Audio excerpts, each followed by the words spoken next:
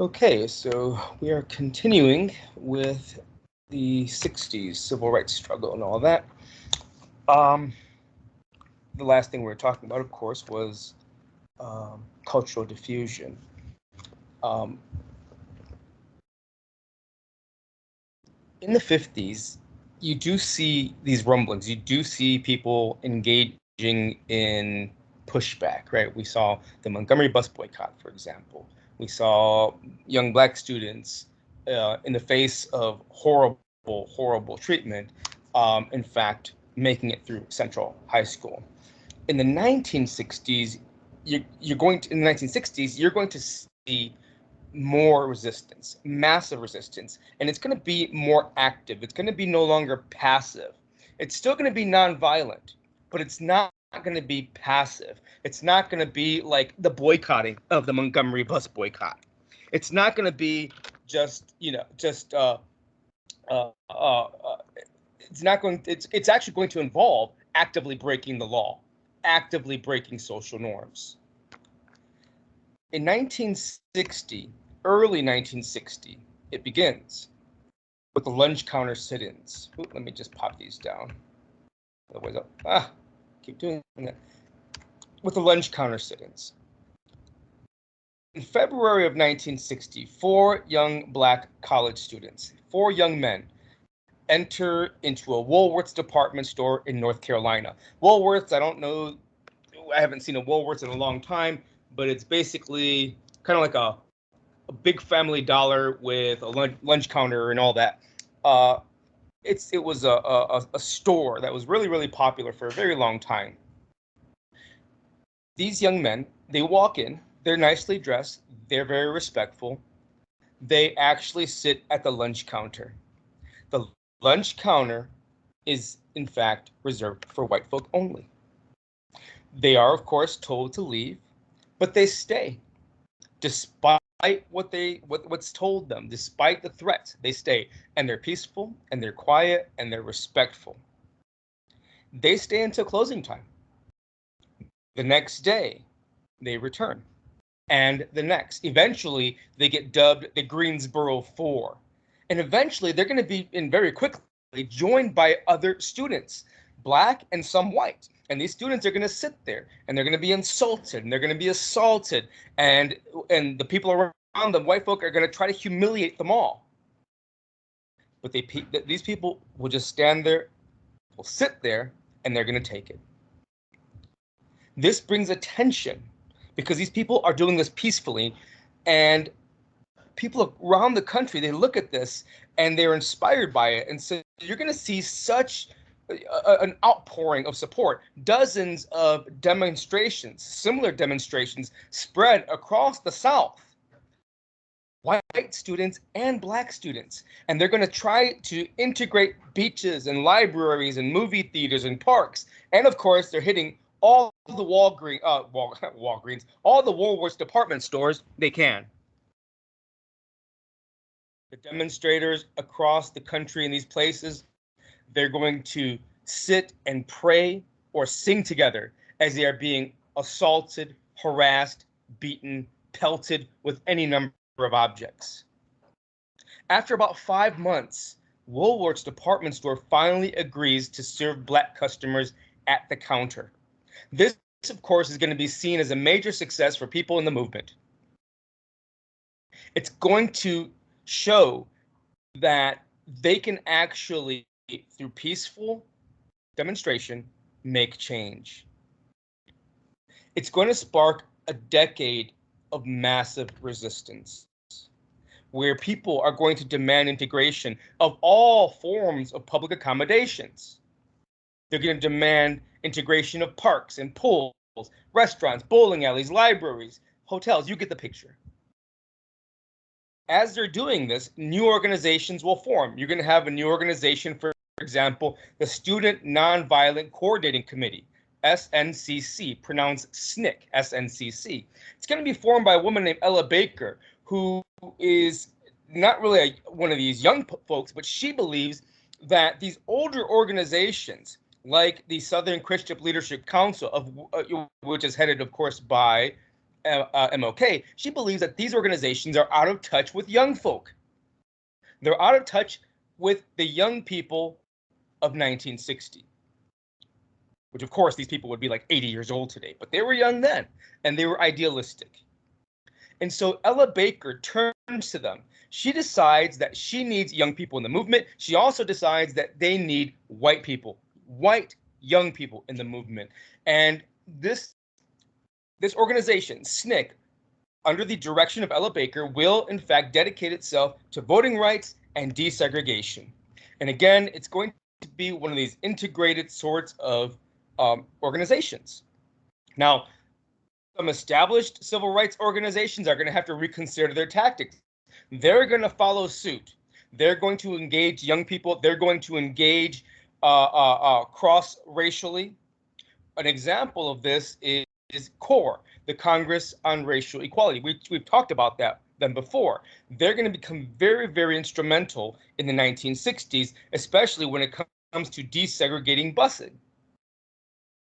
Now, in 1961, buses and trains that cross state lines, they're still segregated. These buses and trains, they're called common carriers, right? Because they carry people and it's not an individual. They're carrying the common folk in a sense. These common carriers, these buses and trains are still segregated despite what the Supreme Court said in 1946. You might remember in Morgan v. Virginia, the Supreme Court in 1946 declared that these common carriers crossing state lines could not be segregated. They said that that was federal jurisdiction, that the federal government, remember, has the power to regulate commerce between states. And because the states were, in fact, making laws on common carriers that cross state lines, they could not do that. So the Supreme Court had declared this, but that had not been enough. Much like Brown v. Board of Education, remember, that had no real directives, no timetable, no real plan. Well, just like Brown, Morgan is largely ignored. So in 1961, CORE wants to force the issue. So it stages what becomes known as freedom rides, where these racially mixed groups of students are going to ride buses across the South. And they're going to be testing the Supreme Court decision in Morgan, but they're also going to be testing a newer one. A new, more recent Supreme Court decision had outlawed segregation in terminals and other facilities run by the common carriers. What do I mean by this? Restrooms, restaurants. You all know that when you go to a bus terminal, train terminal, there's always an eating space, there's always restrooms and so forth. Well, the states, even after Morgan, of course, were still segregating here because the decision in Morgan did not really discuss facilities. The argument, according to states who wanted to keep segregating, they wanted to keep from integrating everything, right? They argued that Morgan applied only to the buses because the buses actually cross state lines, but the restrooms at the bus stations do not. They're there, they stay there. So they were happily segregating there.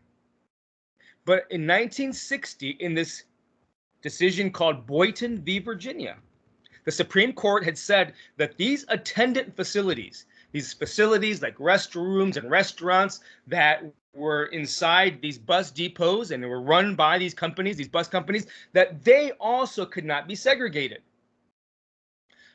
Now, even after this decision, of course, a lot of bus lines are still doing this because the state laws are in fact still telling them to do this.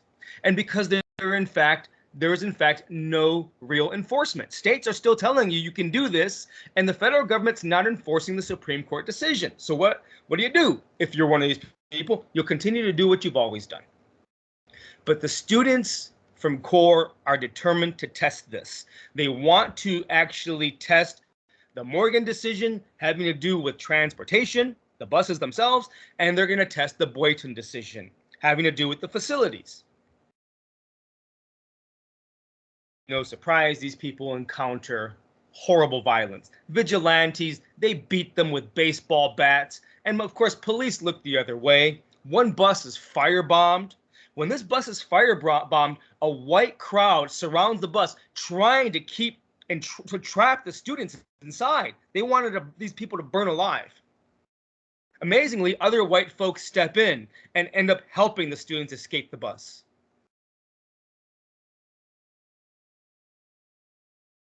In some instances, white students who are members of CORE get, quote, special treatment. What do I mean by this? Well, sometimes the white students get it worse. From the point of view of some of these Southern white folk, they could understand to some degree that a black man or woman would stand up for their rights, right? But they could not understand how a white man could help them do this. So men like James Zwerg, there's a guy named James Zwerg, I'll show you in a picture in a little bit. This guy got beat down, and he is seen as a traitor to his race because he was part of CORE. Now, in the face of all this, we have a new president. We have President JFK, right? President JFK will issue a directive.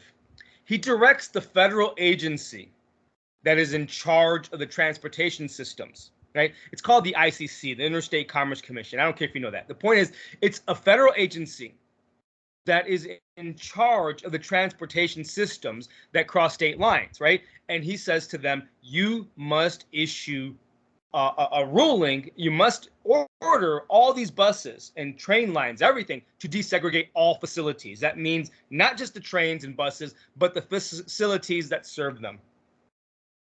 It's going to take some time for this, and of course, the agency, the ICC, actually does this, but it's going to take some time, several months, for it to take effect. In the meantime, the Freedom Riders continue their rides, and they continue to suffer. They get thrown in jail. They get beaten. They get beaten in jail. Now, Kennedy has done something, but the country's calling for him to do more. Kennedy is not a passionate liberal.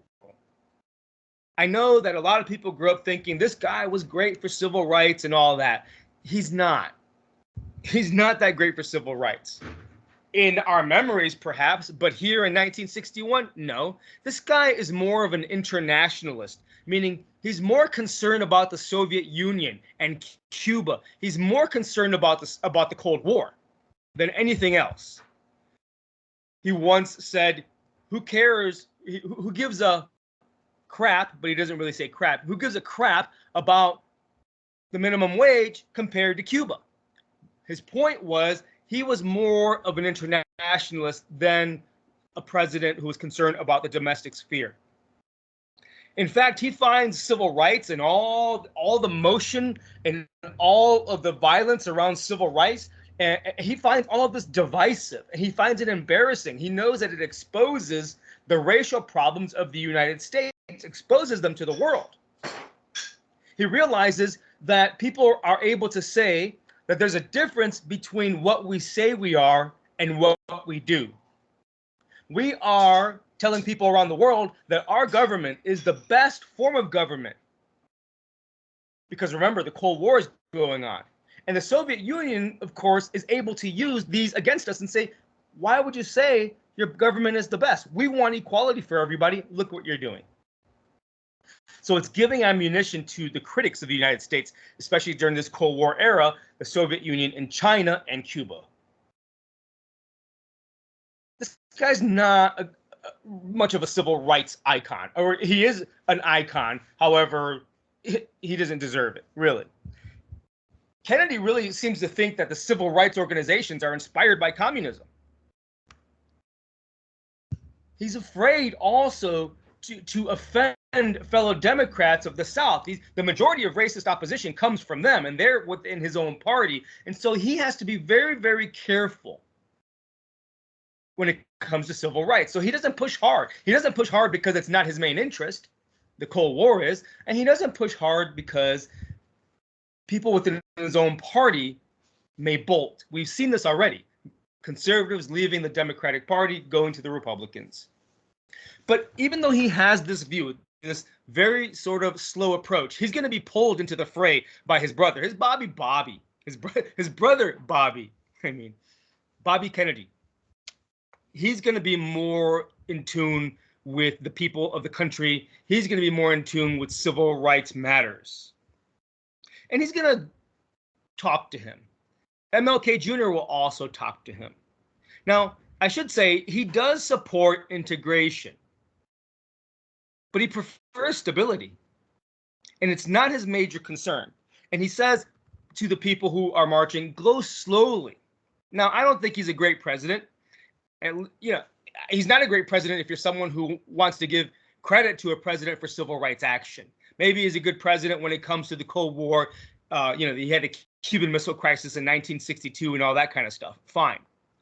But he actually has gotten this reputation, even today, among a lot of liberals who think this guy was great for civil rights. And even when I was growing up, I grew up, like I said, I had a lot of black friends growing up, and I would go into their grandmother's house, and they'd always have, it seemed, 3 pictures. They had a picture of MLK Jr. on their wall, a picture of JFK, and a picture of Jesus, right? Basically, those 3 are who you're going to see. And the JFK thing, I think, is because, again, he's gotten this reputation. I don't think he's that great of a president. Generally speaking, I think that we remember him mostly because of what, how he was assassinated, unfortunately.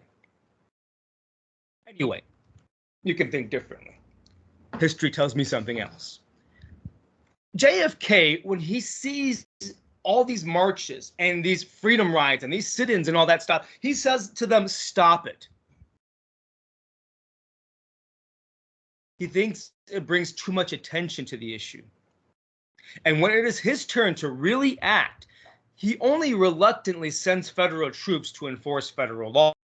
He does do it, but he does it reluctantly. For example, in the crisis surrounding James Meredith and his enrollment in the University of Mississippi. In 1962, a federal court has ordered the admission of James Meredith, a black man, to the University of Mississippi, the first black person to be enrolled. When this happens, President Kennedy has to send federal troops because the University of Mississippi doesn't want to do this. The governor of Mississippi, a guy named Ross Barnett, doesn't want to do this. So Kennedy has to send federal troops. When he sends federal troops, a white mob rampages through the streets, encouraged by the governor. Ross Barnett is his name. Doesn't matter. He's the governor. This white mob, in opposition to James Meredith entering the University of Mississippi, they burn cars. They throw rocks and bricks. They throw rocks and bricks at federal agents. They throw rocks and bricks at U.S. soldiers.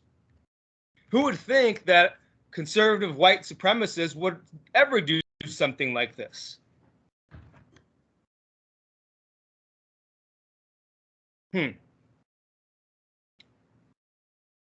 Should we talk about the elephant in the room? I think we know where we're going, right? They don't want change, and they are willing to attack the federal government, federal agents and soldiers in order to get their way. And like I said, they're destroying private property and just rampaging. Now, the troops, of course, put down the whole thing. Now, when this ends, we have to actually, it's important to talk about the significance of this because, again, it's going to encourage Southerners to cry out states' rights, states' rights, states' rights. It's also important because we have a new president now, right? After Eisenhower. Remember, Eisenhower sent in the troops to Little Rock. Well, here we have JFK, a new president, enforcing court decisions as well. He didn't literally have to, and it didn't seem like he wanted to, but he does. Why? He is the president. And so it's important that he did so because it shows continuity in government. It shows that the executive branch now, two back-to-back administrations are in fact dedicated to upholding court decisions with regard to civil rights.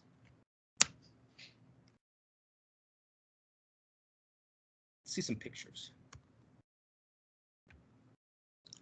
These are the Greensboro Four, the lunch counter sit-ins at Woolworths.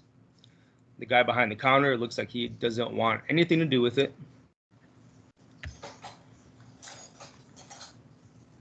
You know, a lot of my students are surprised to hear that so many white students also sat elbow to elbow with black students and endured things like this. Sitting there, remember, peacefully. You cannot lash out, because if you do, you lose the high ground, the moral high ground. You have to be better than they are and all that, right? Look at these people. They're just sitting there and they're having ketchup and sugar and salt and mustard and syrup and all coffee spilled all over them, and they just sit there. I don't know that I have that kind of strength. I'll be honest with you.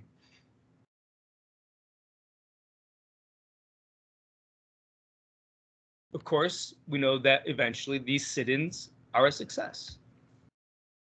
Woolworths eventually will desegregate its lunch counters.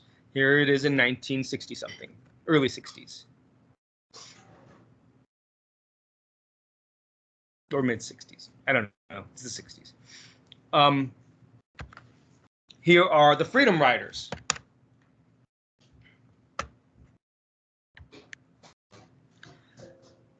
These core volunteers would often practice. They would train for all of this. Now, these people didn't really get a chance to train because everything kind of just happened really, really quickly, right? And they took it.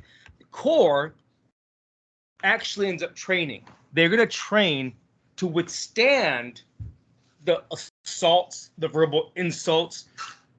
They would practice on each other. How do you practice this? Well, they treat each other the same way that white folk and police are going to treat them.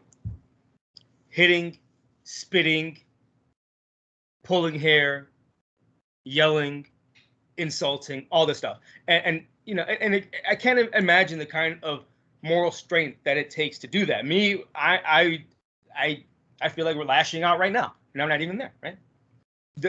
I just can't imagine that kind of strength. I'm glad somebody had it. And this is what they often got. Corps often got jailed. As I said before, get thrown in jail and getting beaten for their troubles. This is the bus that's firebombed. This is a very popular image. If you've ever seen the movie, I think it was The Butler, you will see a lot of these images in that film. Here's James Werg. And notice he's wearing a suit. These people would dress up as though they're going to go to the office. This guy got beaten down. Eventually, the National Guard has to come in and protect the Freedom Riders.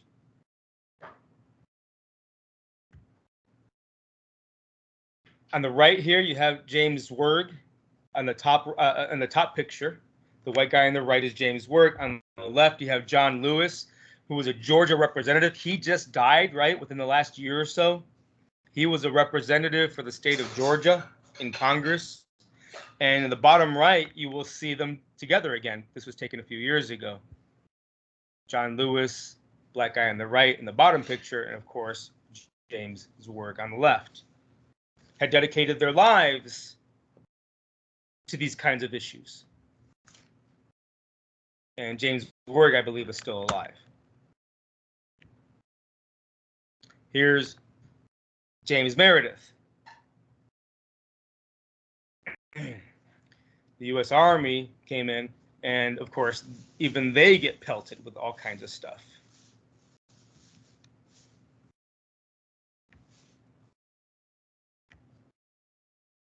Oops. Oh, okay.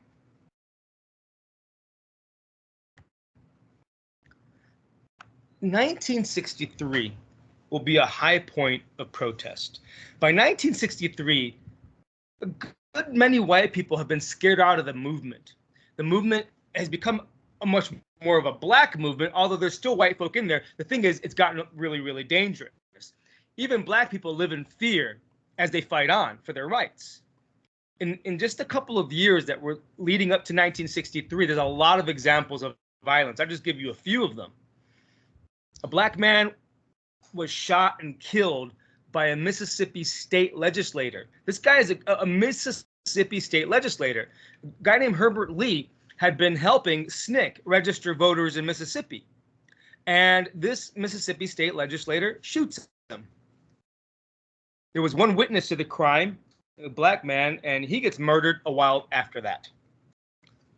So this is significant because we have a Mississippi state legislator shooting and killing a black man, a member of SNCC, or at least helping SNCC register voters in Mississippi. Another example where a black military police, an MP officer is shot while on leave. A cop shoots him. He said that the MP was trying to integrate buses in Mississippi. He might have been.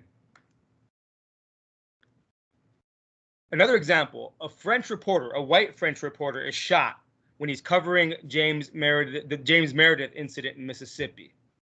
So he's shot. Another example, a white man, a postal worker from Baltimore, is shot dead. A white supremacist shoots him because this postman had actually decided to undertake a one-man walk across the South, marching against segregation by himself. He's a white man. He's a postal worker. He works for the federal government. Guy shoots him. The guy who shoots him is never caught. So all of this is in the minds of people in 1963. And 1963 is going to be a hot, hot year. In early 1963, in Birmingham, it's like spring, May. In Birmingham, Alabama, already there have been lots of bombings, which is why the city is actually by 1963 called Bombingham. Black homes had been blown up. These were black people who, quote, didn't quite know their place, if you know what I mean. So Birmingham is a place that is going to be targeted by people like Martin Luther King Jr. Let me just pop these down.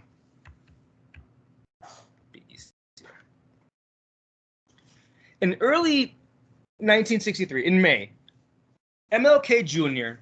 and the SCLC, the Southern Christian Leadership Conference, right? And other local Christian groups in Birmingham as well, they plan a movement in Birmingham. They want to bring attention to the segregation in Birmingham. They want to desegregate Birmingham's public accommodations, and they want city jobs to go to black people because they didn't go to black folk. Black men couldn't be garbage men. They couldn't work at your local DMV, nothing like that. So King and the SCLC and these other Christian groups, these local groups, are going to, they plan a march. They plan a demonstration in Birmingham. When the governor, a guy named George Wallace, by the way, he hears of their coming. He's like, oh, hell no. No. He says, he's famous. He says, segregation now, segregation tomorrow, segregation forever. That's his view. This guy's a white supremacist. When King and other leaders get to Birmingham, the police commissioner, a guy named Eugene Bull Connor. Bull Connor, he's got his reputation as a fierce bigot and he treats black people badly. He just arrests King and he just throws him right in jail as soon as they get there. The remaining leaders turn to their children. They will send the children into the streets to march. You're talking about elementary school kids to high school age kids. Over the course of a couple of days of marching, Bull Connor will unleash his forces. He is the commissioner of police. He will unleash his forces. Police are going to attack peaceful demonstrators, children. They're going to beat children, grown men, and little kids. They're going to beat them with billy clubs. They're going to sick attack dogs on them. They're gonna blow them back with fire hoses. And fire hoses are powerful. My brother is a firefighter in Cleveland, and he's let me handle that hose. And it's powerful. If the hose pins you against the wall, it will break your ribs. It can break bones. Hundreds of children and adults are arrested after these beatings.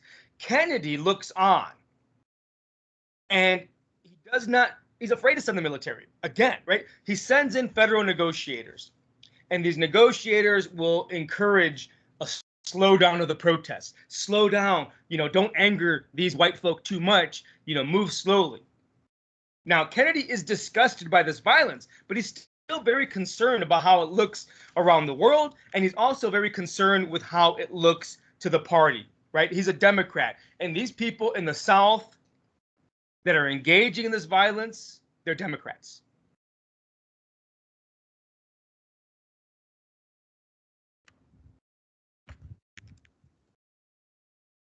MLK Jr., he knows that Kennedy is saying, slow down, don't go too fast.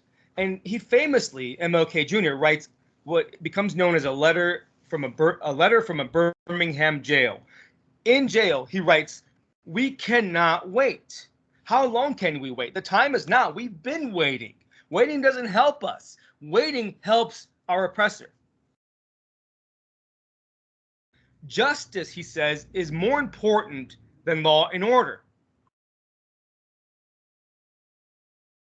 And he says, basically, white people cannot set the timetable for our freedom.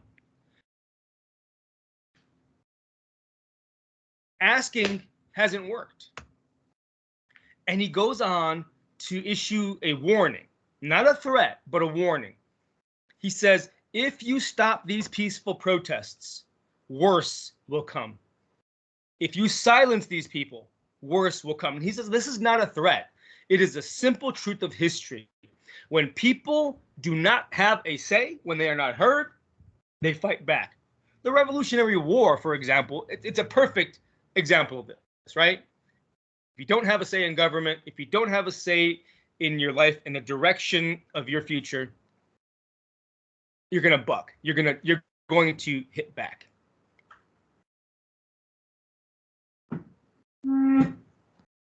MLK Jr., JFK Jr., they look on as there are some 15,000 arrests of protesters in almost 200 cities at this time because people are seeing this happening. The nation is disgusted. The world is disgusted. People are seeing this happening, and you're going to see all kinds of people hitting the streets around the country. Remember, more people now in 1963 have television than they even did when they saw something similar in 1955 with Emmett Till. So you're seeing people sitting, and remember, TV was a center of family life. Nowadays, you got 4 or 5 different screens inside your house, and everybody watches something different. Maybe you get together for movie night or something. My family and I always do Saturday nights. But a lot of people just do their own thing. Back in the day, television was the heart of the living room for family. Family would eat together and then watch their shows together. And then before you know it, all these images, not just of Emmett Till in 1955, but now in 1963, images of children getting beaten by grown police officers. And the nation's disgusted. And these are people who maybe, white folk looking on, who maybe would have thought, hey, I don't want these kids dating my daughter, or maybe living next door to me, but you don't do this to children. So this is going to bring a lot of sympathy. And remember, these marchers are doing it peaceably, and therefore it makes the oppressor look even worse.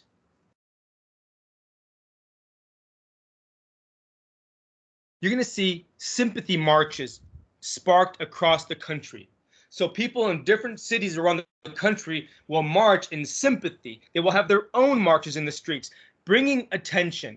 And attention is going to be focused on Birmingham for a while. And in fact, cities' businesses are suffering because of what's happening at the same time as boycotting.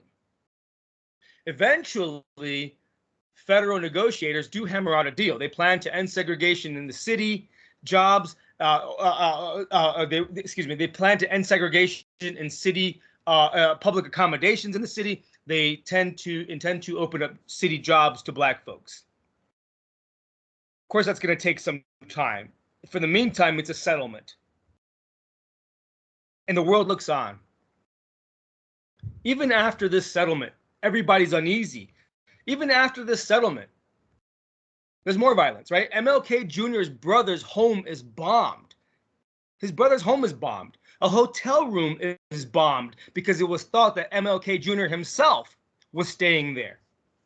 When these bombings happen, right after, of course, what happened with the children, Black folk are going to hit the streets and they're going to riot.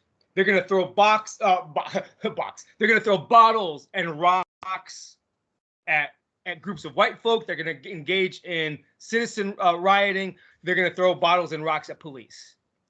And like I said, by June, thousands of people. The end of June, thousands of people have been arrested in hundreds of cities across the country.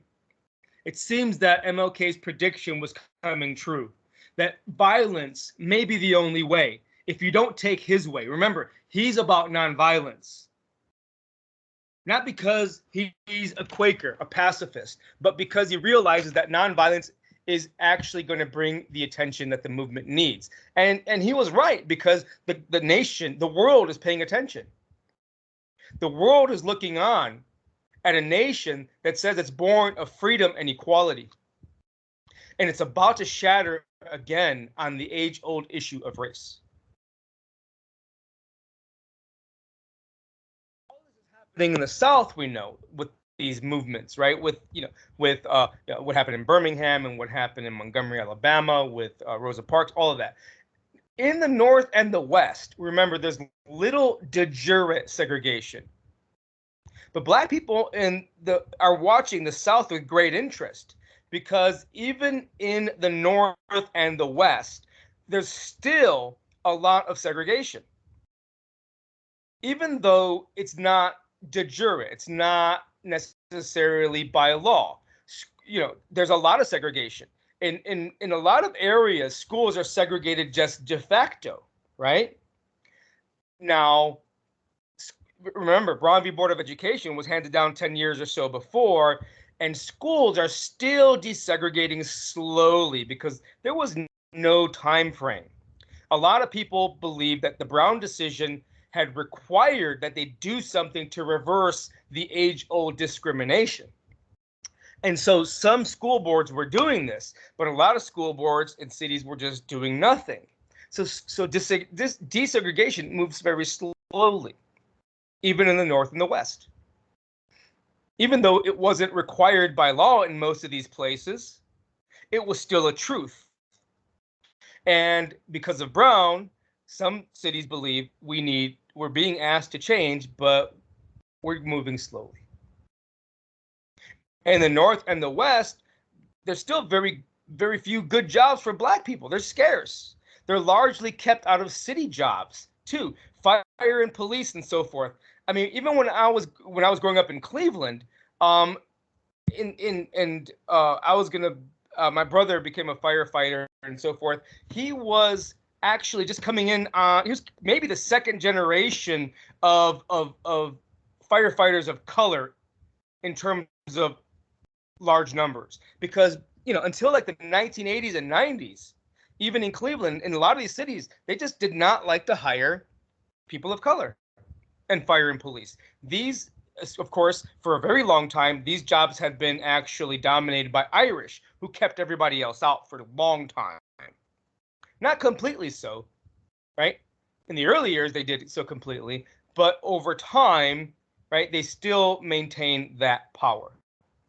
So anyway, in the North and the West, school desegregation is is in fact desegregating. School desegregation is happening slowly. Very few good jobs for Black people, largely kept out of city jobs like police. And by the way, police brutality, not at all uncommon. There's a long history of cops in the North and the West killing Black civilians, killing Black soldiers, killing Black veterans. It's a long-standing issue. I'll just give you an example from 1950s. In the 1950s, the police commissioner of New York City said civil rights laws don't apply in the North. Whatever is happening at the federal level to try to get people to change, that's for the South to deal with. That applies to the South. We don't really have de jure segregation up here, so we're just going to keep doing what we're doing. What he was saying, of course, was the status quo was good. And in the North, like New York City, you have a lot of segregation. In LA, the police chief said, anytime a person is not where he is supposed to be, that's a reason to question him. And what does that mean? Not where you're supposed to be. Well, if you're walking through a white neighborhood, you're not supposed to be there. That's the thinking. The LA police chief, when he says this, he'd been responding to complaints of racial profiling in white neighborhoods, right? And he just says, hey, you're going to be questioned if you were in a place where you don't belong. So he's very honest about it. In the 1950s, surveys of Black folk in LA, for example, showed that about half of them had been frisked for no reason, lined up against the wall for no reason, battered by police for no reason. This stuff happened to me too. I mean, not the battering. I've been stopped, I've been frisked, I've been lined up against the wall. I've had cops pull guns on me for no reason, just because, I fit the description. I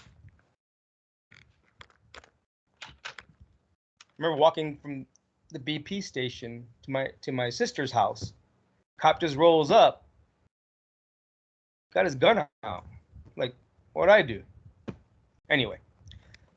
So these people were speaking in the 1950s, and not much has changed by the 1960s. Still, by the 1960s, police officers are seen, even in the North and West, as no better than Bull Connor. They're seen as protectors of white superiority and white privilege. By Black people, for sure, but even by white folk. They expect the cops to help them. Black people don't expect the cops to help them. Certainly not in the 1960s. I know a lot of people today who feel the same way.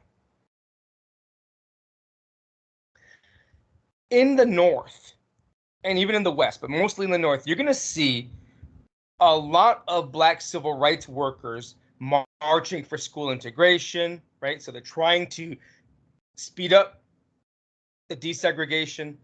They're going to boycott businesses that they feel do not do enough to hire Black people for good jobs. They're going to actually boycott banks and construction companies and hotels and restaurants and so forth.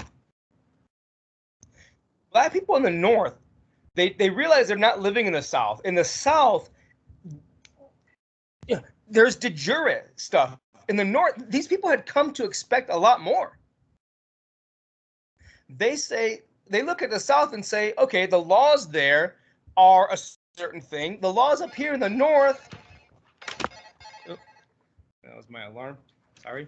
The laws up here in the North are not the same as in the South. But I mean, we came up here for a reason. We came up here for better lives, better jobs, for sure, but better lives, more freedoms. And we wonder how much has changed. Interestingly, it's going to be in the North and the West where a new form of civil rights movement will be brewing in these early years. It's going to be more militant. It's going to be based on ideas of Black power. It's going to be based on the idea of meeting force with force. None of that nonviolent crap. It's going to be about self-defense. These young people, and they are going to be younger, are going to continue to look on as the movement seems to hit a brick wall in the early 60s. These people are going to become more willing to push back in the early by the mid 60s. We're going to talk about that later. But they're going to be looking at all these things that are happening in 1963. and wondering whether or not they can do it differently.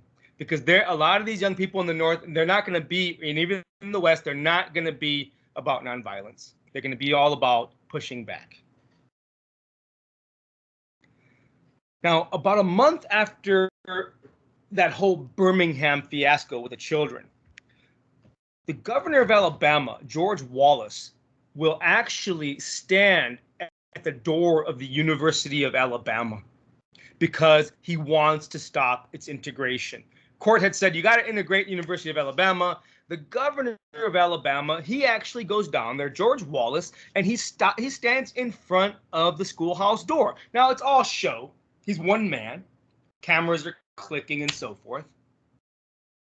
But he is not letting people in. And of course, he's got the National Guard on his side.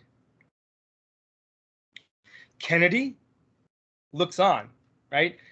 He is considering, what do I do? He's seen the continuing violence. He's already heard about the pushback from younger members of the movement who are talking self-defense. He's afraid things are going to explode in the streets. He knows at the same time that the nation is embarrassed by all of this. And of course, he still fears losing Southern Democrats. So what does he do? But he's still the president. He does fear all these things, but he is the president. What does he do? He nationalizes the Alabama National Guard. So he does this again, and he orders the National Guard to protect the black students. When the National Guard marches the students in, Wallace stands in the doorway. It's a perfect photo op, right? Photo opportunity. And as the National Guard actually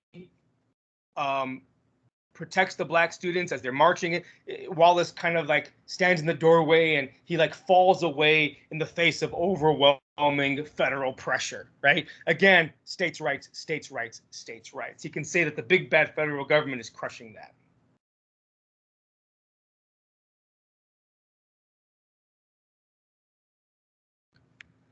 Now, shortly after this, JFK is going to go on TV because he has seen enough.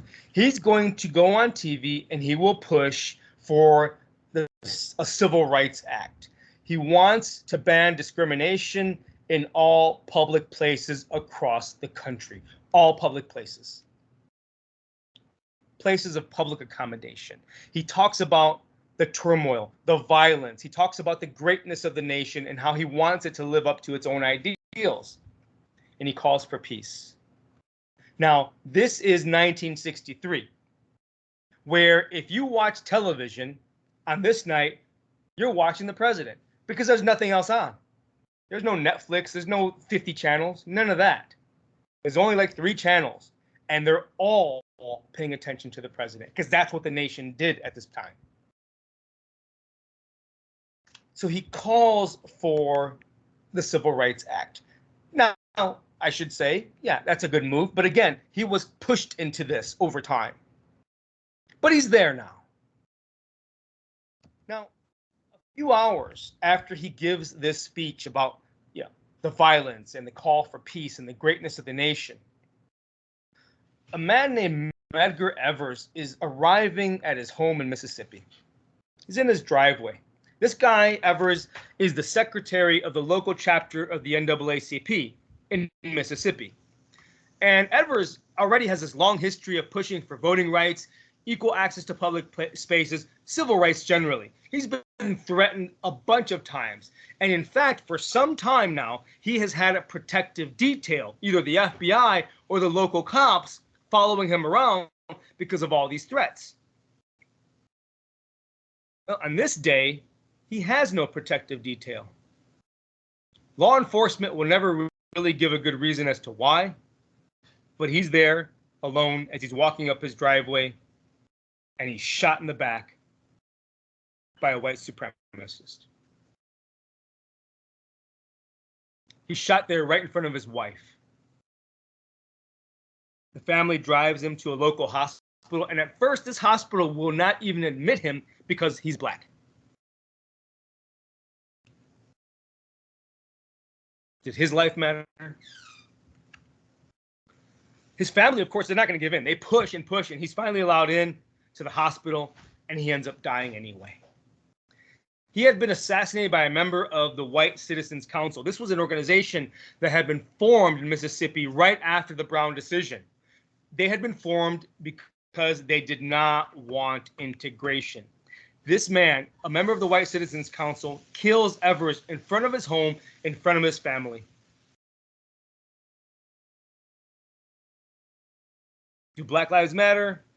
Are Black people, quote, Americans? Think about this question. Think about how much we've covered. We talked about enslavement, discrimination, violence, all this stuff, the Civil War, all that business. It's already 1963. Some of us had parents who were alive in 1963. I'm sure all of us had grandparents who were alive in 1963. Maybe I'm wrong about that, but I'm sure somebody in your family was alive then. Evers' death comes right after after JFK's call for peace and for a federal law to end segregation. This execution of this man is sort of it's like an exclamation point on JFK's calls for change.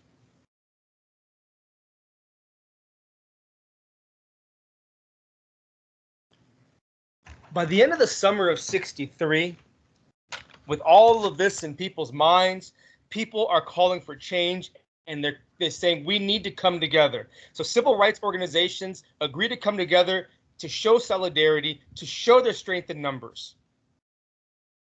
They draw on the idea by A. Philip Randolph. Remember him? He was the labor leader.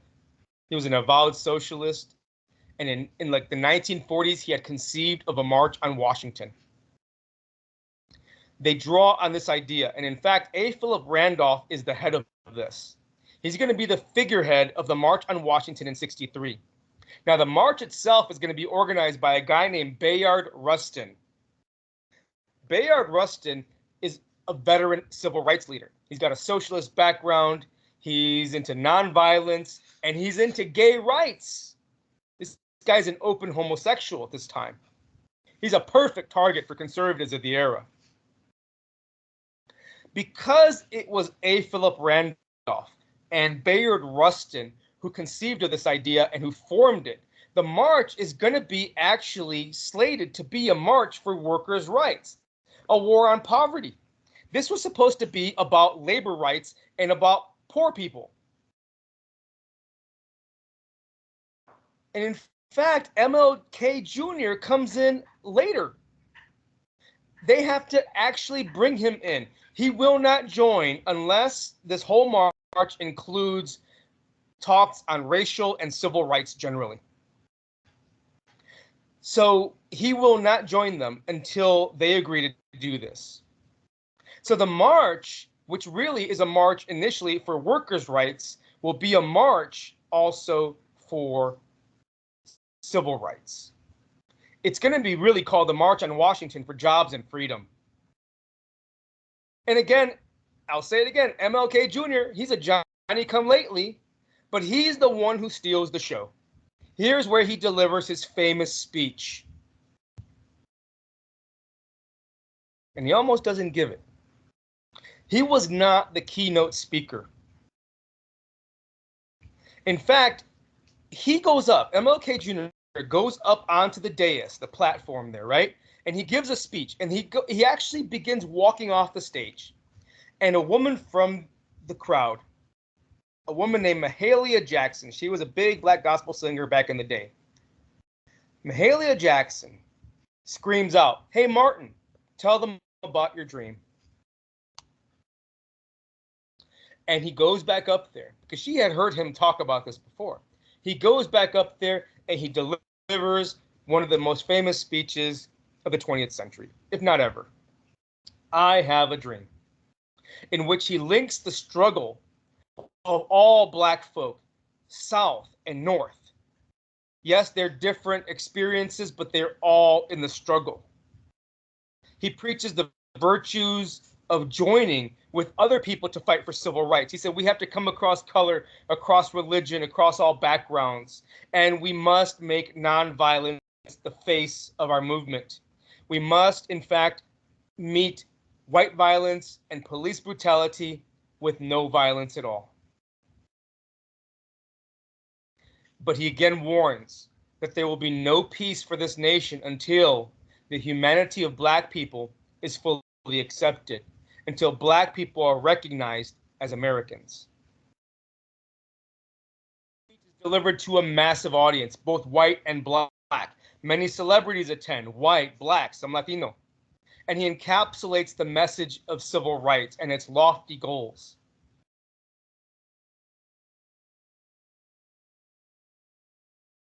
What's interesting is that this speech about togetherness and peace is given as National Guardsmen surround the mall area. They had been called out by JFK just in case. But this was a peaceful march.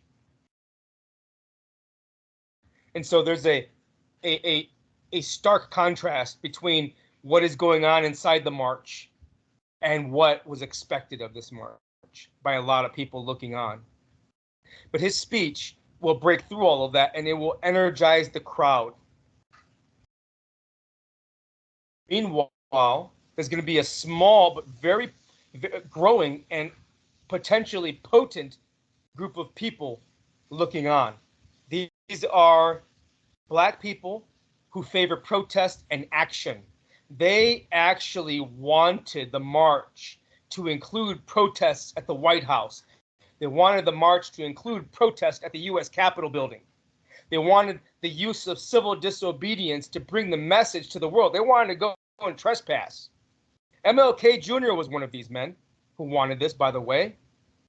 But the others pushed back.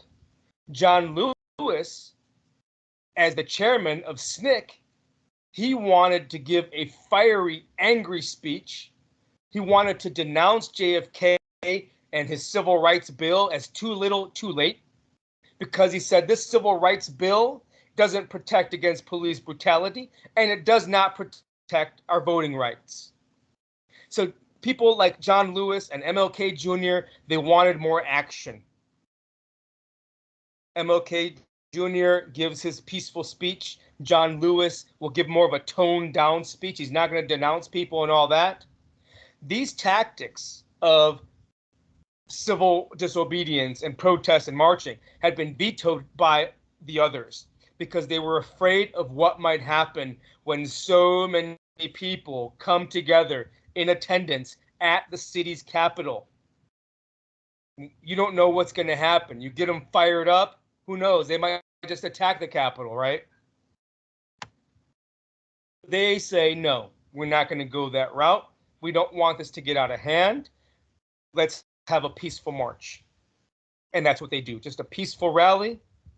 They're afraid of what could happen otherwise. They're also afraid of losing the sympathy of the nation, because if something goes wrong, the nation might turn on them. And they're just now getting closer to passing that civil rights bill, it seems. The world is going to look on at this, and they're going to see actually other marches around in several countries around the world actually do something similar, and we'll have similar marches in sympathy with this march on Washington. Now, some marches are going to criticize the United States as a nation of hypocrites. In other places, they're going to praise the United States because they say only there can such a march happen in this way. Yes, the U.S. has its problems, but only there can you actually eventually get to this place from where you were. After this march, the country and the nation, everybody's looking back at the turmoil, the violence of 1963, and they're looking forward. They're aware that a lot still needs to be done. And they're hopeful still. A month after this march, again in Birmingham, a bomb explodes at a Black church in Birmingham, killing 4 young Black girls. During Sunday school, they're worshiping. As you can imagine, the black fury at this will not be contained. They hit the streets of Birmingham. You're going to see black and white youth fighting in the streets, throwing bricks and rocks at each other. They're going to firebomb homes and businesses of each other. Cars driven by white people are going to be pelted with rocks and bricks. At the end, 2 black teenagers are going to be shot and killed by police. So it seems maybe MLK Jr. was correct. If you do not allow for change, if you keep pushing the way you are, then people will eventually push back to the same degree. And it's not just black folks that are angry. The entire nation is angered and saddened by this. A young white lawyer, right after this bombing, he's going to address the collection of white businessmen in Birmingham, and he's going to speak out against the violence the violence against black people in Birmingham. He's going to talk about the police brutality and the beatings and the lynchings and the killings of these young girls. And he's going to point to them and say, who did this? And he says, we all did this. All of us here. This guy will eventually become a civil rights lawyer. Charles Morgan is his name. Another example of how white folk are also angry, a newspaper in Milwaukee, speaking to the nation as a whole, says these deaths of these children, the deaths are on the hands of us. This anger, of course, is going to last for a while, especially because the FBI will block the prosecution of the 3 men who are accused. And it's not until 2002 that the last of these terrorists is convicted. And these guys were terrorists. They bombed a church. They killed people for their own political and social agendas.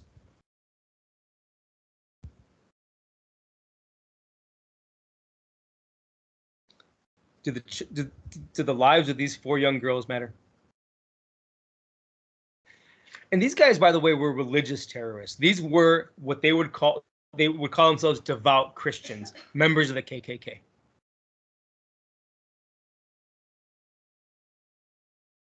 Shortly thereafter, in November 22nd, Dallas, the bloody year 1963 is going to be capped by an assassination.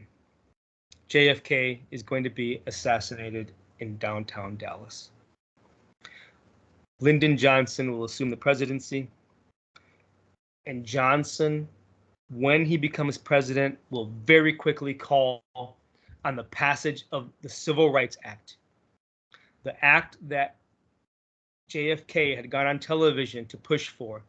And he will say, we must pass this act. Congress must pass it, and I will sign it. And we must do so as a tribute to JFK because of what he said on TV that night and everything that happened in 1963.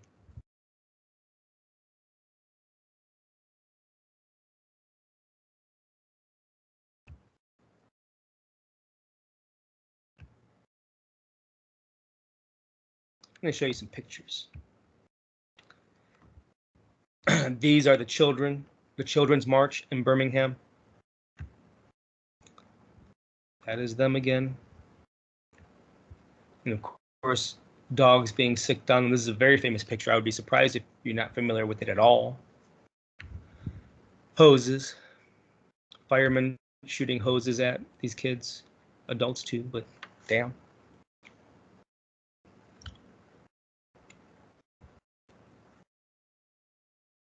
Hitting people with nightsticks. That's another famous picture right there. And of course, getting arrested after all of that. Here's Governor Wallace standing at the University of Alabama's door, pretending to block it, pretending to fall away only in the face of overwhelming federal power. George Wallace will run for president later on, and he will run as a Confederate in a sense. He's going to have that flag, and people will fly that flag in his favor.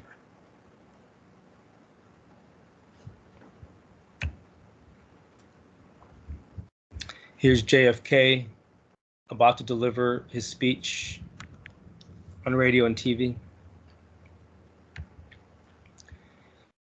Here's where Medgar Evers was killed. Here's his wife and his child.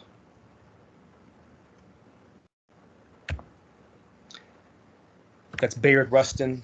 He was the guy who really organized the March on Washington.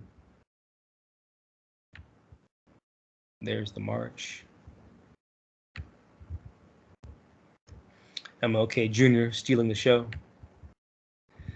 The March on Washington, black people, white people.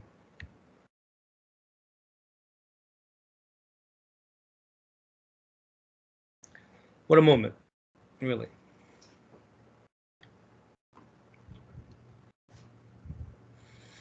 And of course, shortly thereafter, the bombing of the church.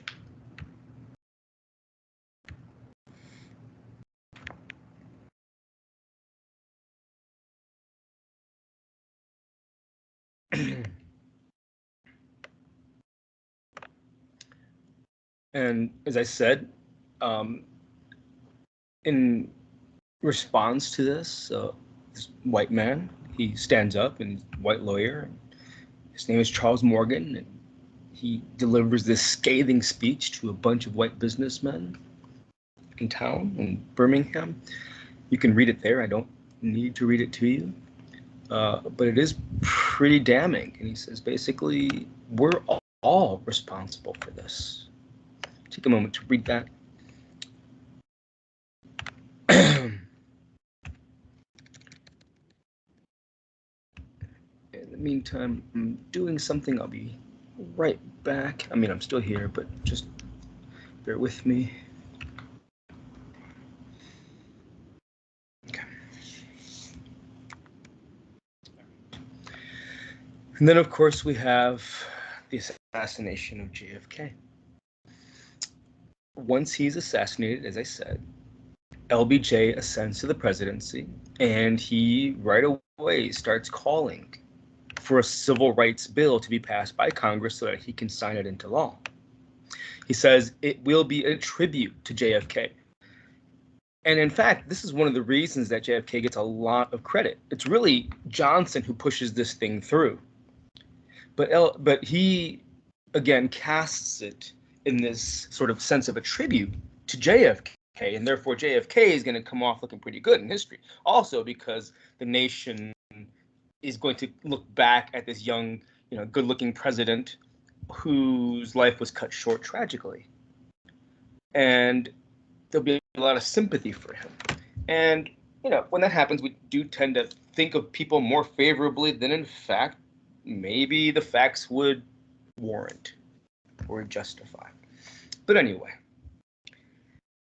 very soon, the Civil Rights Act of 1964 passes.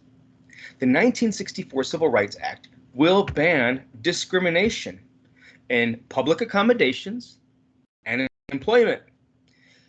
And the thing about it is that we have to recognize something in that it protects us all. Very often people think Civil Rights Act 64 protects black people, maybe people of color. It protects people of different races, different colors, different religions, people who originate in a different country. So it's very, very broad. It even protects people based on sex. And in fact, it is recently that the Supreme Court is looking at the 1964 Civil Rights Act and determining that the word sex, as it was used in the 1964 Civil Rights Act, also means gay marriage and protections to some degree for gay people. So this law is very relevant. It's relevant to us all.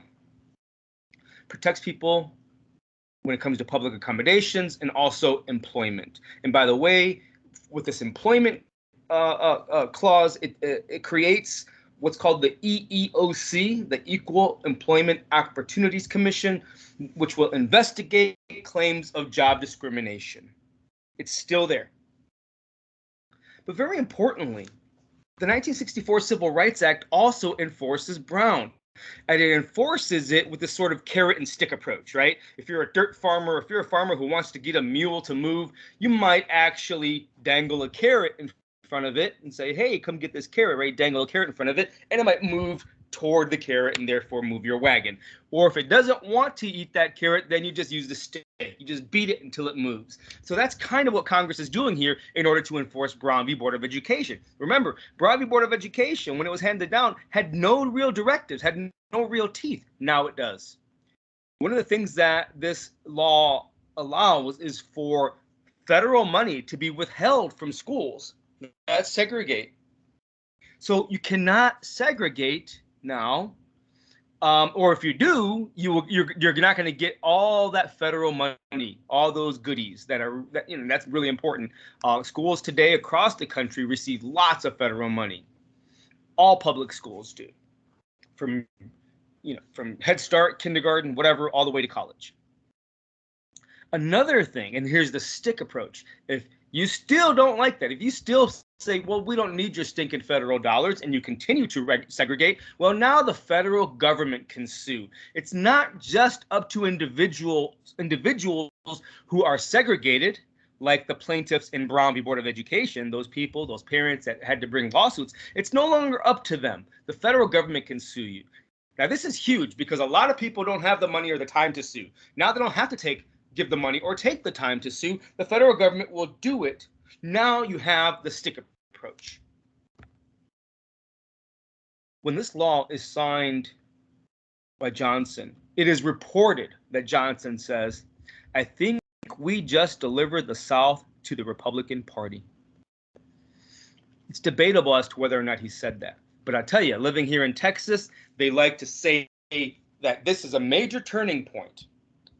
1964 Civil Rights Act, where the Republican Party, in fact, is going to take over the South. We've already seen some turning points. We saw it with the New Deal, for example, right? We saw it under with FDR, right? And we saw it with Truman when he was doing things to integrate, like the military, for example. And these presidents were Democrats, and therefore they were losing the hardline white segregationists from the South. Interestingly, Johnson was from the South. He's a Texas boy. He talked with a Texas drawl. He's a Southerner. He had actually been put on the ticket by JFK because he was a Southerner, because JFK realized that he had these sorts of himself is thought of, at least, as having some progressive tendencies. His family was. And there was this question about whether or not the Democrats were going to be too liberal. Well, he puts LBJ on the ticket as a vice president, and the South actually supports him. Now, though, he's seen as a traitor. In the 1960 presidential election, he's put on the ticket with JFK in order to bring the South with him, right? In 1964, when he signs the Civil Rights Act, LBJ is going to be seen as a traitor. What happens after this is it's basically complete. Southern politics is going to be moving very, very hard right. Segregationists in the Republican Party, in fact, will not like the Civil Rights Act of 1964. They're going to argue against it, and they're going to sue in court. They're going to argue that Congress has no power to do this. There's nothing in the Constitution that gives Congress the power to prohibit individuals from discriminating against each other. There's only one place, and we talked about it. That's with regard to slavery, the 13th Amendment. There's nothing in the Constitution that says that you have to treat others equally. And there's nothing in the Constitution that says the government has the power to force you to do that. So how is it that Congress can ban private discrimination? There's nothing in the Constitution. Remember, anytime government acts, it must have some sort of constitutional authority to do so. So when government, for example, regulates railroads or regulates airlines, it's doing so under its Commerce Clause power, right? It's power to regulate commerce in between states, right? Because trains, they, of course, and planes will carry people and stuff between states. Congress has the right to regulate lots of things, but there's nothing in the Constitution that says it can regulate what you do as an individual. So where does it get this? And this is what the conservatives are saying. They're saying there's no power there. So they actually sue in court, and it goes all the way up to the Supreme Court. And the Supreme Court, in a very important decision, Heart of Atlanta v. United States, the Supreme Court says that the federal government does have the power to prohibit you from discriminating against me or me against you based on race or whatever, right? Let's say I own a restaurant and I don't want your kind in there. Maybe that's my private choice. However, the federal government can force me to open my doors to you because of the Commerce Clause. Well, how does that make any sense? Let's say I run this little taqueria, right? Little taco shack down the street or whatever. And it's off in the cut in a little hilly area or whatever. And almost nobody goes through there. Why should I be forced to serve people who I don't like? Well, the Supreme Court says that all businesses, even my little taco shack, right? Even these little tiny mom and pop stores on the side of the road on highways where, out here in Texas, when you go out there and you wonder how can anybody live out here? I mean, Texas is huge. It is massive and it is flat.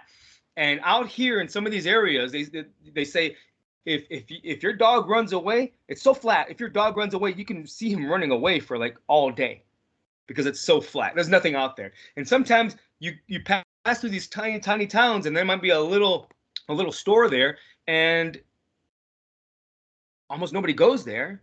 Maybe the local folk, but it is within the stream of commerce. I've stopped there. So people moving from place to place are going to be sometimes moving from state to state, right? Now, a lot of people will criticize this decision because it's just like, well, I mean, yeah, maybe it's in the stream of commerce, but not really. It's not like I'm Walmart, right? But the Congress says we don't care about that. What matters is that you are in the stream of commerce, and the Supreme Court has upheld that. Now, this decision is still criticized today by a lot of hardline conservatives who say there's nothing in that the Commerce Clause was stretched too far. The Commerce Clause was about business. It was not meant as a backdoor to get you your civil rights action. But there it is. So conservatives, these conservatives, are now flowing into the Republican Party. They're saying, we don't like this. We're going to push back. But that Heart of Atlanta case, still good law. So what we're seeing here, guys, is massive change. No discrimination in employment or public accommodations, which means that, of course, everything is supposed to be desegregated, from bowling alleys to restaurants to hotels to libraries to swimming pools. You get the picture. But it has limitations. We know that change in employment is going to come slowly. At this time in 1964, the unemployment rate for Black people is twice the level as for white folk. And this has to do with, of course, discrimination at the time and a history of discrimination. It's hard to reverse all of this just by saying, well, you can't discriminate now.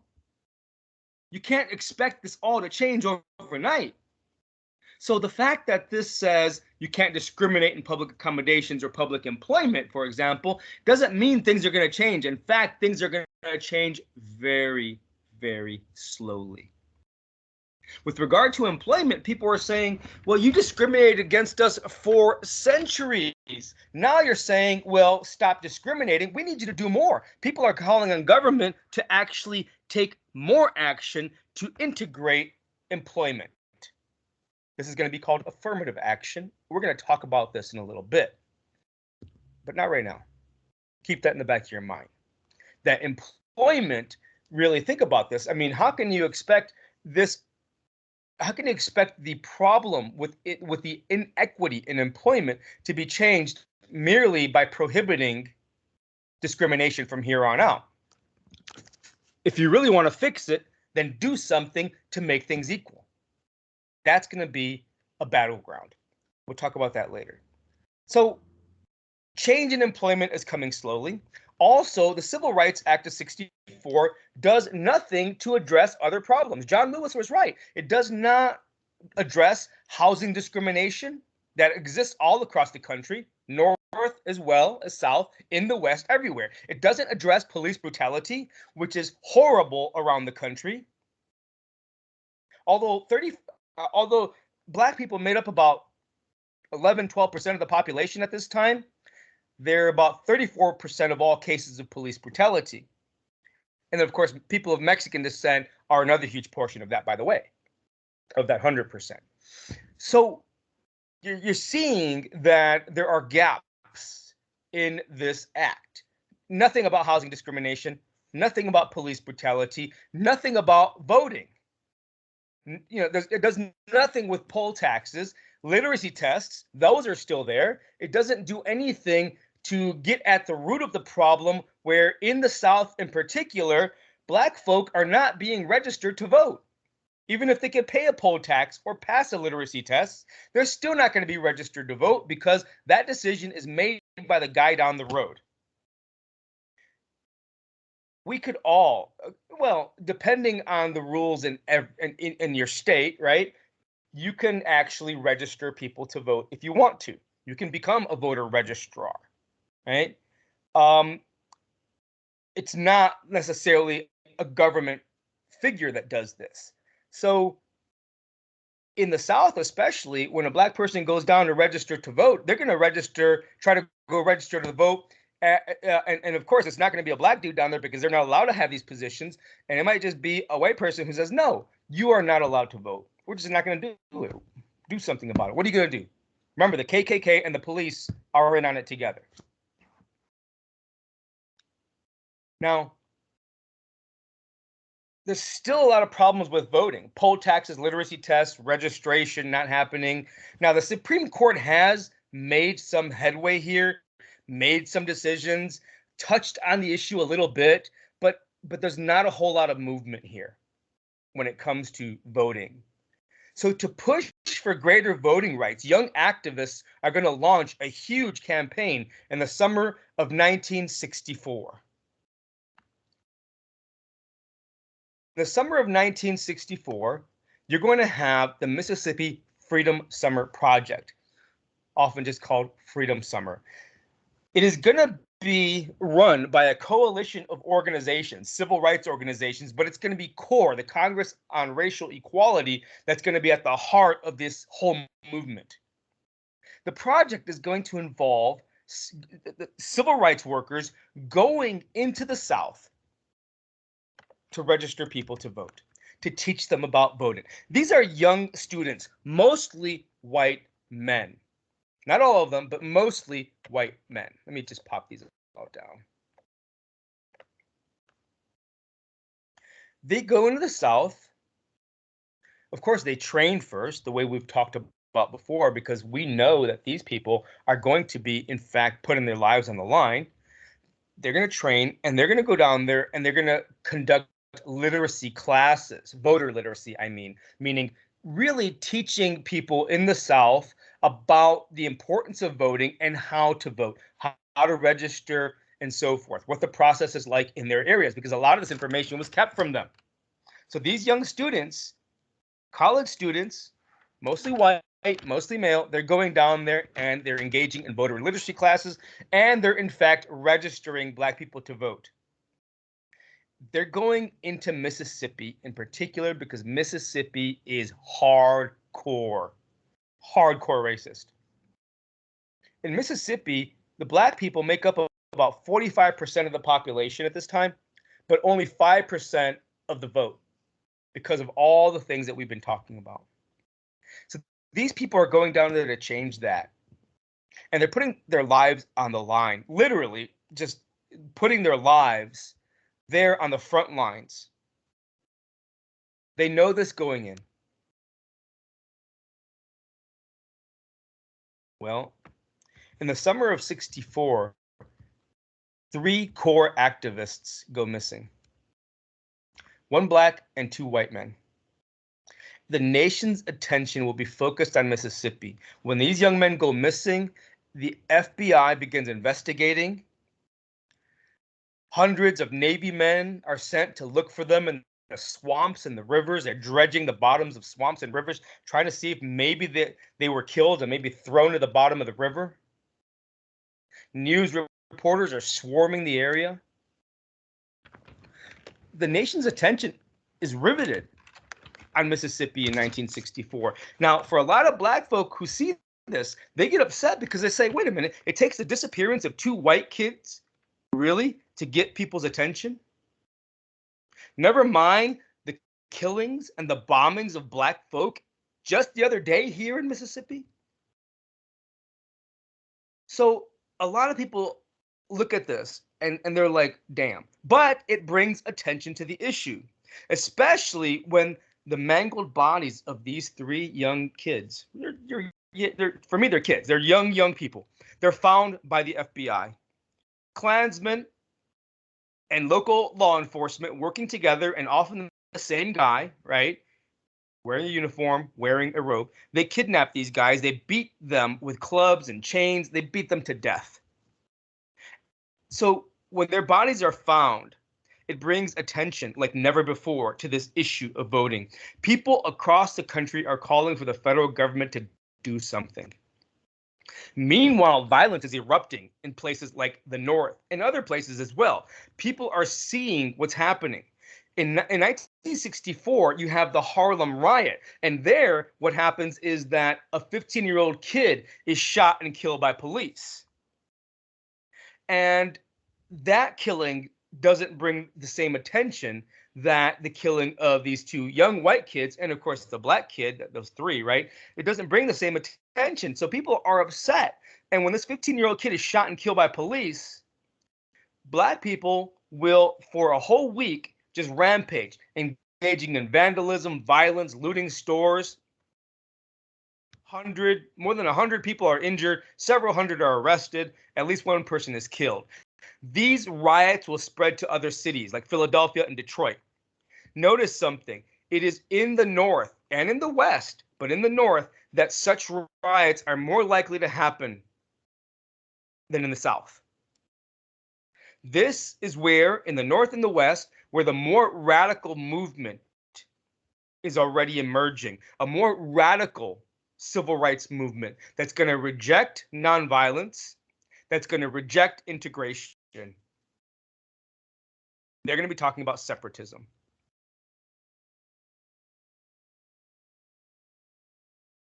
Meanwhile, while all of this is going on, there's a presidential election happening, right? There's a campaign for the election. In November of 64, LBJ wins election. Now, of course, he was president because JFK died. Now he wins of his own accord. And he wins without Southern Democrats. Southern Democrats have now bolted the party, and they have gone and run behind a new champion, a Southern conservative, a guy named Barry Goldwater, if you care. Point is, strong Southern conservative Republican. He loses to LBJ, but makes a strong showing. And makes a strong showing in the South as a Republican. This is news. Remember, it was the Democrats that for a long time held sway over the South. But as I've said many times, ad nauseum, right? Say it until we get nauseous. There has been a shift over time. LBJ was not helped by these Southern Democrats. They had already moved over. The South is moving over to the Republicans. LBJ, of course, was helped by the black vote, for sure. So we've seen party realignment happening. And it's going to get even worse. Just turn on the TV today. You'll see what I mean if you watch the news.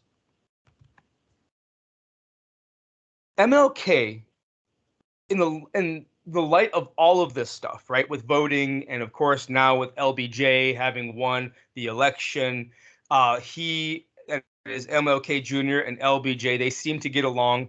And so he's going to take the moment and push for a get out the vote campaign to get out the black vote.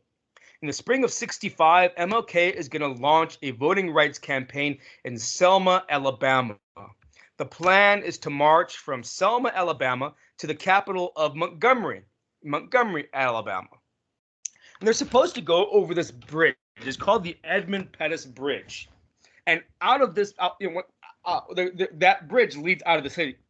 Leads out of the city. This is going to be a symbolic march. They're walking. It's like 50 miles or something.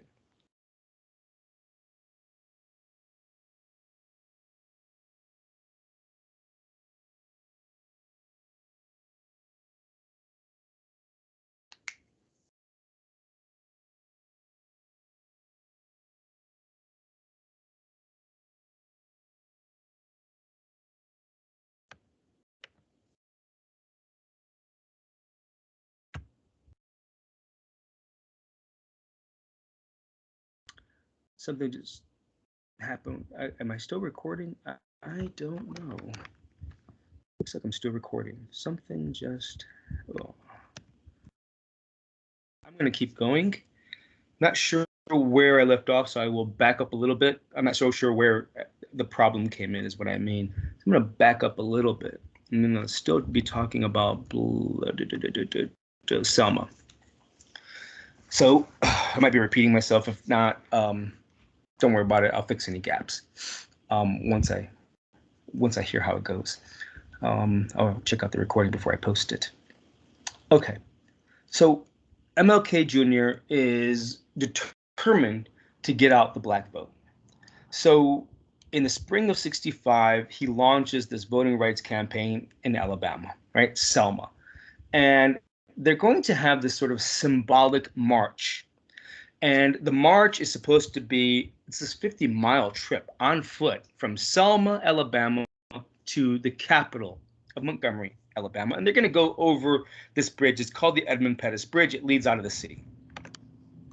And the reason that they're going to do this is because they want to protest the recent killing of a black man who was pushing for voting rights in Alabama. So there's this acute need, right? There's a recent sort of there's a recent killing, and therefore they want to bring attention to it. But they also want to bring attention to the larger problem of disenfranchisement with literacy tests, poll taxes, no registration of black folk, right? This march is going to be led by John Lewis. Again, John Lewis. MLK Jr., he's in the city, but he's not at the march.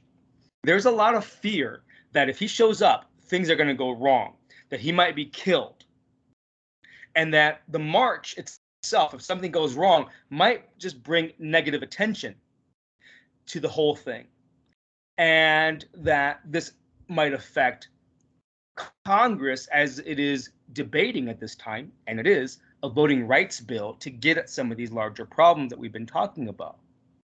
Point is, MLK Jr. is not there. He might get killed. He's not so sure he wants to be a part of it because he's been working with LBJ to get this voting rights bill passed through Congress. He doesn't want to mess that up. So John Lewis is going to lead this march. Meanwhile, Governor Wallace, remember that guy? He prohibits the march. He says this is a threat to public safety and order. Yeah, okay. He calls it a threat to public safety and order. The people march anyway. They come together, several hundred, and at the bridge leading out of the city, when they're stopped by the state police will say, stand down. This is an illegal march. It is an illegal convention of people, right? An illegal rally. The people, the marchers, will kneel and start to pray. They will refuse to leave. And of course, the state troopers, the sheriff, these guys using their bullhorns will try to get them to leave. When these people do not leave, the sheriffs, the state troopers, and good old boys from around the way will just start brutally beating these peaceful people. They're going to attack these demonstrators. TV audiences are going to tune in. They're going to see these people trampled by horses, pounded with billy clubs, and beaten down with tear gas and fire hoses. Again, this is being pumped into people's television, into their living rooms through television. There is national and international outrage. People are worried that the country is not living up to its own ideals. People are worried about what is going to happen because this stuff keeps on happening. People want to live in a more peaceful nation. Some people who might have thought, hey, black people are where they belong, maybe are changing their minds because they realize this issue is not going away and the country seems to be falling apart. They might be changing their minds. There is going to be national and international concern and outrage. This march, again, is stopped. But then they sue. The marchers sue. And a federal judge orders Wallace to stand down. He orders Wallace to stand down. And because of this, they march again. And the second march is a success. The police will have to stand by, and they're out there, but they have to stand by and watch as these marchers go about their business peacefully. Frank Johnson was the name of this federal judge. He's a white man. He said people are allowed to march under the First Amendment. They have the right to protest. They have the right to petition their government under the First Amendment. This judge could have said otherwise. He could have, this white judges had already for a long time been making, sort of excuses or finding ways not to further civil rights. Not all of them, but some of them. He could have said otherwise. He could have found a way around it. But this guy already, that is Frank Johnson, already has a reputation as a judge that advances rights. Civil liberties, that is personal rights, and civil rights, equality of rights.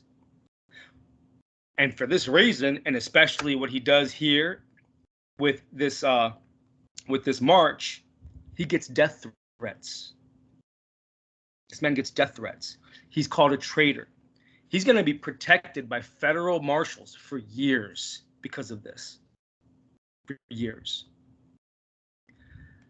In the midst of all of this, LBJ is paying attention. Everybody's paying attention. Congress too. And he convinces Congress to finally pass a new law, a Voting Rights Act. This law is going to result in massive, massive voter turnout among black folk. What it does is it allows federal officials to register people to vote. That means that these young students, like those 3 students that I mentioned, they no longer have to go into the Deep South and put their lives on the line. Federal officials can register people to vote. That's going to be huge because nobody is really going to mess with the federal official going down into the South to register black people to vote. You can't do that. Mess with the mailman, you're in federal trouble. Let alone these guys.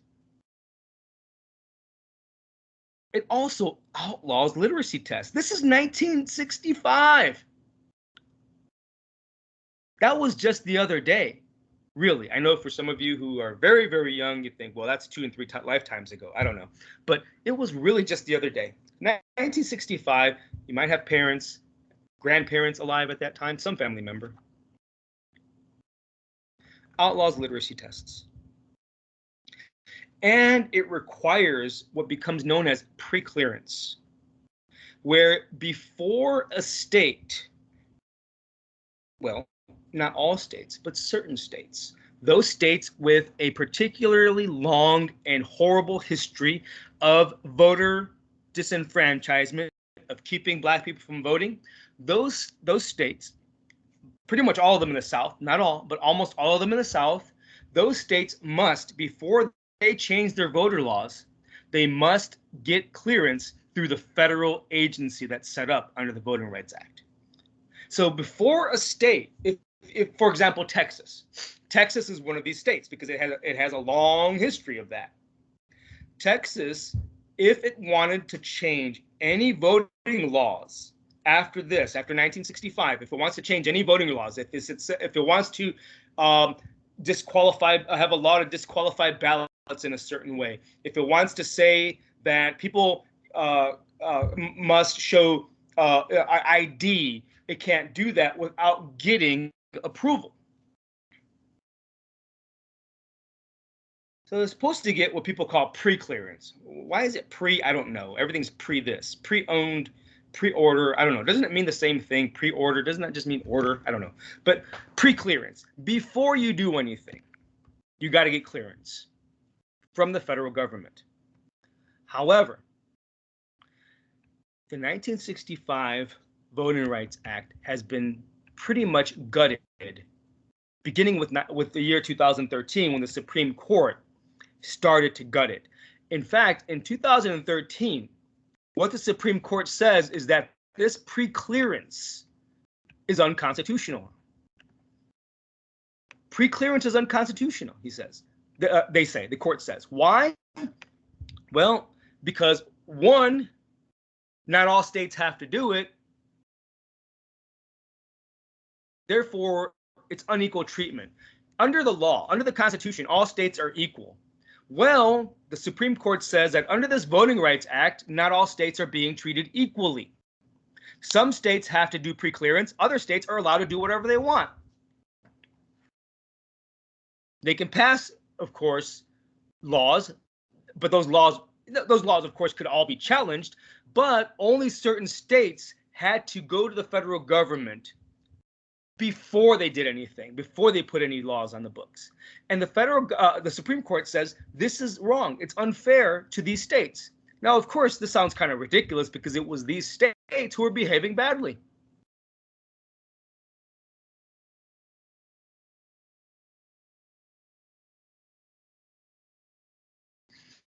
I have 5 sisters and 3 brothers. Some of us were worse than others. So some of us got worse punishments than others. I was kind of bad. I was always hitting and run and sneaking out and breaking stuff, and I was not the best kid. I was a little kid. I was a little punk kid. Whatever. It would have been unfair for my little brother to get punished for something that I did. Looking back, I should have been the one punished. How is that unfair? It's not. But that's what the Supreme Court says. Think about it this way. The states that had to engage in pre-clearance are the ones that had behaved badly for decades.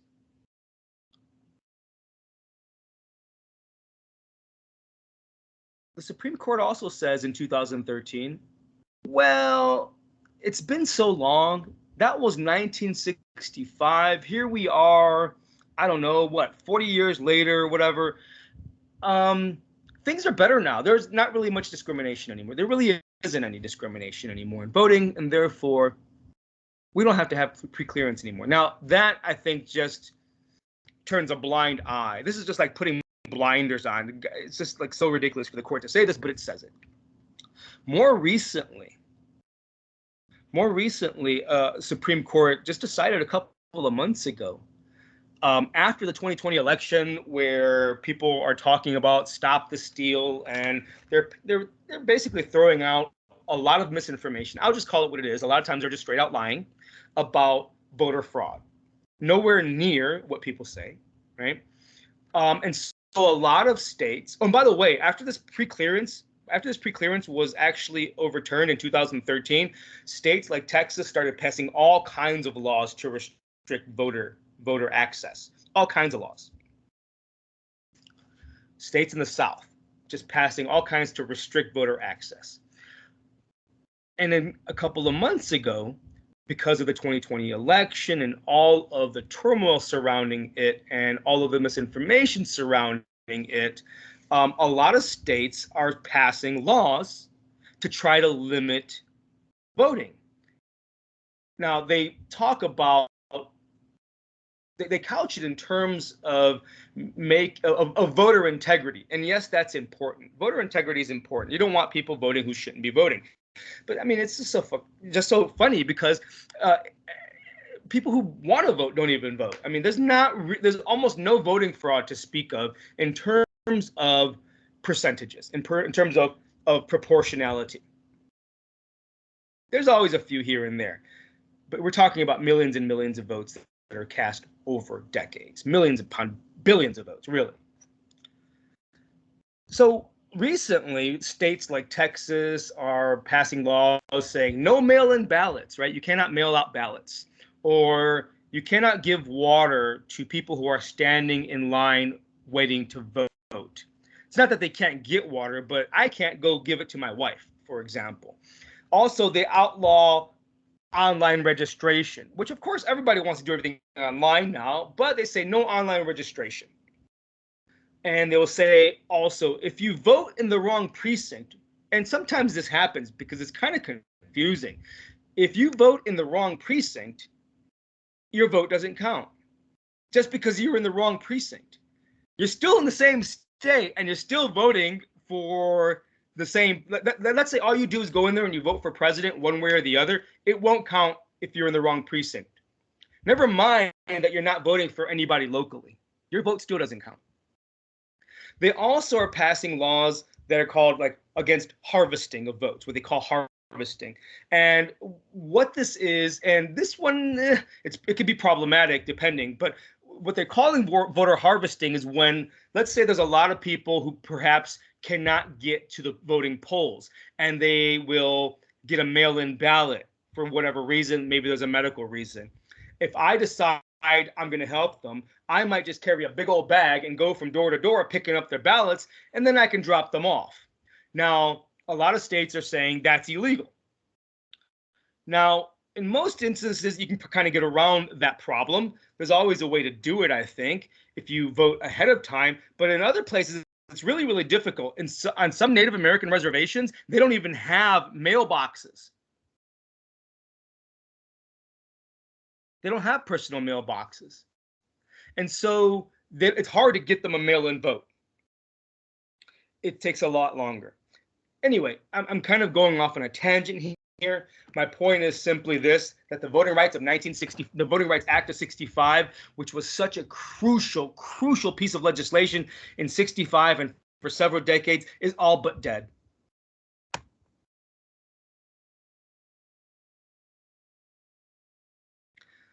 Until 2013, the Voting Rights Act had a powerful effect on increased voting. In the 60s, black voting skyrockets, and that's going to be aided. That increase will be aided largely also by the 24th Amendment, which is going to be signed, sealed, delivered, and ratified by Congress just a few months after Bloody Sunday. Finally ratified. What the 24th Amendment does is outlaws poll taxes. Poll taxes.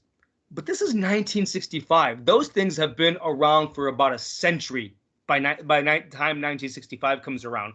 And think about it this way. Just because there's a law in 64 and 65 doesn't necessarily mean that things change overnight. They're going to take a long time. And again, this was just the other day. These victories are going to come at a price, though. It will reveal, in a sense, all this turmoil that we see in 63 and 64. It's going to make people tired. It's going to make people tired of being threatened, of being beaten, of having people around them killed, of living in fear of oneself being killed. By 1965, the spirit of nonviolence seems to be dissipating, dissolving, wearing off. Black people are seeing that the killings of white civil rights workers is getting a lot of attention, national and international, whereas the continued killing of black people isn't. They are wondering, in 1965, do Black Lives matter? Will we ever be Americans? A lot of young people are answering this question for themselves. They're tired of being threatened, beaten. They're tired the killings. They're tired of nonviolence because they say it doesn't work. They're tired of begging to be accepted. A lot of these young people are going to start embracing a growing radical movement. Already by 1965, they are. They're going to be engaging in what becomes known as Black power, Black nationalism, Black separatism. And this is stuff that we're going to talk about next time, but let me see if I got some pictures for you. Sing in a second.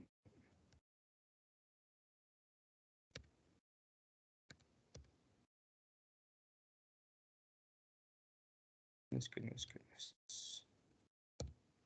Thought I had a picture of the 1964. Okay, this is Freedom Summer stuff. Thought I had a picture of the 1964. I thought I had a picture of LBJ signing the 64 Civil Rights Act. It might be in here somewhere. But this is Freedom Summer. These are students engaging in Freedom Summer activity.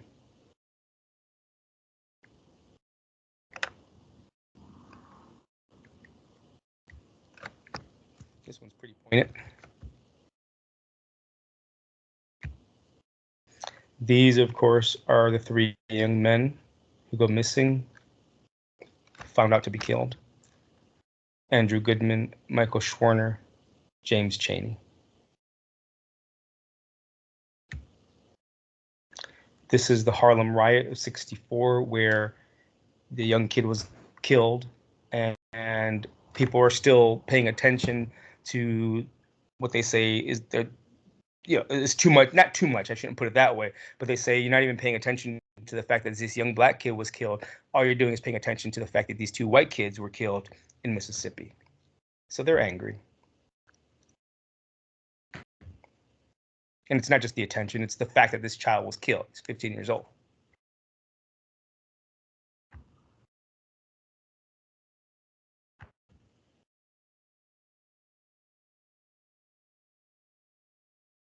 To be fair, I have to investigate a little bit more to know what happened, because I don't know what happened with this 15-year-old kid.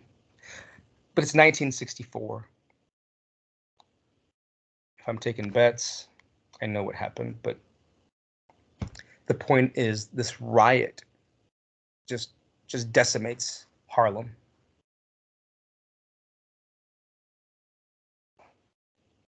Well, it destroys Harlem. Here is the voter map of the 1964 presidential election, where Johnson goes up against Goldwater. We know blue means Democrat and red means Republican.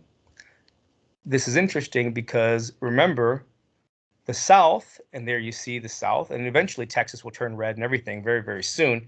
But the South before 1964 was solid blue. It has now flipped.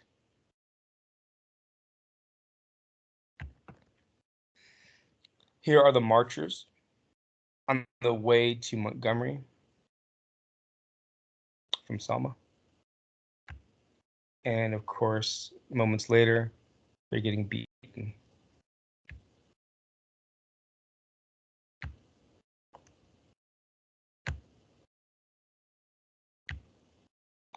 Here's Frank Johnson, federal judge. He's the guy that rules that the march should be allowed to occur, to take place. And here is the second march across the Edmund Pettus Bridge. That bridge is still there. Edmund Pettus was one of these grand dragons of the KKK. He was a high-ranking official of the Ku Klux Klan. There's John Lewis. And here are the police, they're there, but they're standing down.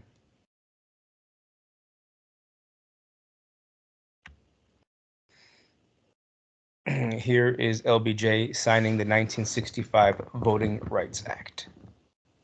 Maybe that's the picture I had, but this is the Voting Rights Act. Maybe I thought I had a picture for the civil. Anyway, it basically looks the same. LBJ about to sign something. And then, of course, we have young folk starting to stand up and turn their backs on the old civil rights notions of integration and patience and nonviolence. They're saying this is taking too long. We are no longer going to allow others to dictate our freedoms. If you don't want me, I don't want you. Let's just separate, go our own ways. This movement, of course, has been there for a while, as we've mentioned it before, and it's really gonna flourish in the 1960s.